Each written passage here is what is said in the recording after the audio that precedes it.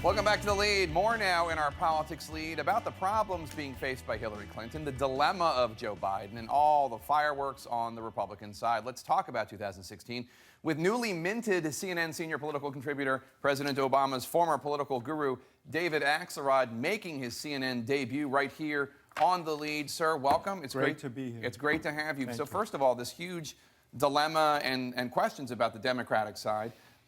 You know personally Joe Biden, Hillary Clinton. You helped run against them both in 2008 when you worked for then Senator Obama. When we talk about whether or not Biden's going to get in the race, just as a reality check, is there actually a path for him to the nomination, you think? I think it's very hard. I understand why he's thinking about it, given his lineage in politics and his record and his passion for the issue of the middle class and so on. I think as a practical matter, the politics are very hard for him. Look, Jake, if politicians traded like stock, I would buy a bunch of Hillary Clinton stock right now. I think it's undervalued because of some of the problems that she had. But she has inherent strengths that I think will play out over time. There are a lot of questions I want to ask you about the Hillary emails, but I'm only going to ask you one today. We'll have you back and talk about more, because you're mentioned in one of them today. In the emails released this week, one of her pals, Sidney Blumenthal, whom the Obama White House had refused to allow her to hire because he was too toxic or perceived that way. That. Yes.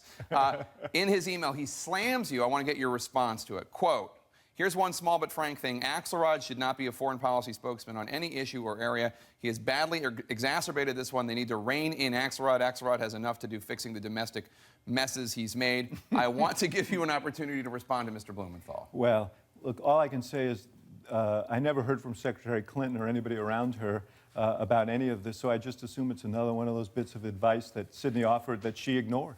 So you're a former Democrat, or a Democrat. Are you a former Democrat? You're still a Democrat? Well, I'm a Democrat, but I'm here to be an analyst. But I knew you right you used to be a Chicago Tribune political writer, right. and you're here basically at CNN to not just be a Democrat, but to be an analyst. I'm interested in the process. Look and I want at to help field. Explain it. Yeah. So I want to talk about Donald Trump. I should disclose that he was a big contributor to your Cure, my wife's epilepsy foundation, when I slashed my mustache. Right. So we need to disclose that yes. he was a big supporter. Yes, I'm grateful for that. But when you look at his pitch, are you surprised that it is working as well as it is? You know, I think I was initially more dismissive than I should have been. He is speaking to something that's real out there, to this nativist, nationalist base, anti-immigrant, anti-trade. But it's not just that. If you look at as I know you do, if you look in the polling, he's drawing from across the Republican spectrum. Yeah, although I think his core is very much that. And I think there are people who are responding to just sheer authenticity. Look, I was interested in his, in reading one of his biographical pieces in the paper where he said his childhood hero was Flo Ziegfeld, the Broadway impresario, you know, the Ziegfeld Follies. He's turned the summer into the Trump Follies. He's gotten more coverage than all the other candidates combined, and he's very, very good as a personality. But as I said in an interview, this is the swimsuit competition, put in parlance that Mr. Trump would understand. Yeah.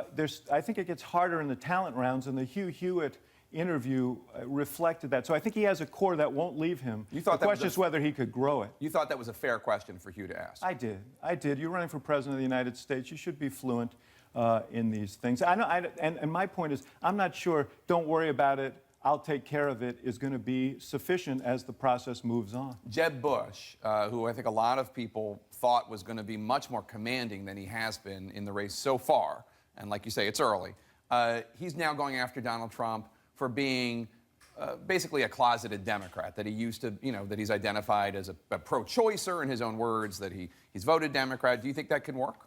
I have questions about whether that particular strategy will work. I think and I'm not sure Bush wants to position himself so far to the right that if he were the nominee, he'd squander the advantages he has as a kind of center-right Republican. But what I do understand is why he wants to engage in this battle. First of all, Trump's been going after him relentlessly, and so there's a strength issue involved in this. But secondly, someone is going to emerge as the center-right answer to Donald Trump, and by engaging in this fight, he's crowding out the Kasichs, the Rubios, and others who want to have that position. Two challenges for Hillary Clinton. One of them, well, actually, you know what? Before I get to Hillary, I want to ask you, because you are an ad man, a former ad man, and Jeb Bush is about to drop $500,000 on its first ad buy in New Hampshire. If you were advising him, what should those ads do?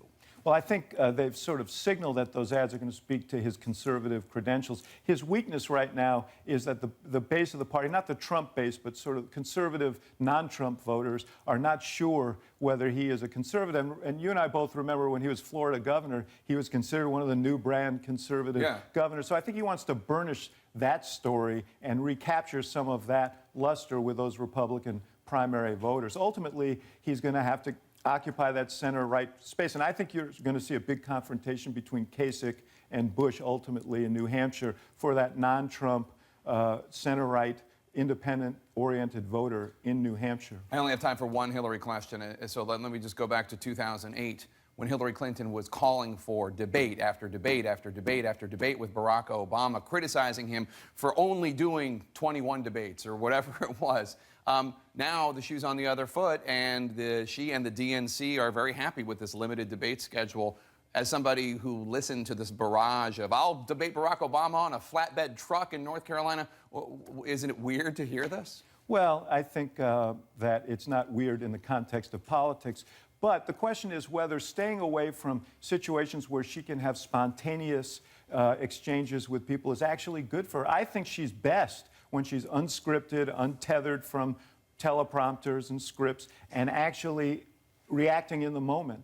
And I think, you know, there's an argument that these debates actually might be helpful to her in terms of getting those kinds of exchanges instead of speeches and direct-to-camera ads, which I don't think are her strength. You've got to play to your candidate's strength. I think it's inescapable to conclude that both Obama and Hillary were strengthened as candidates by that process. And if Jeb goes on to get the nomination, honestly, he'll be able to thank Donald Trump for making him a stronger candidate. And it's a long process. It is. David Axelrod, thanks. We're going to have you on a lot, so buckle up.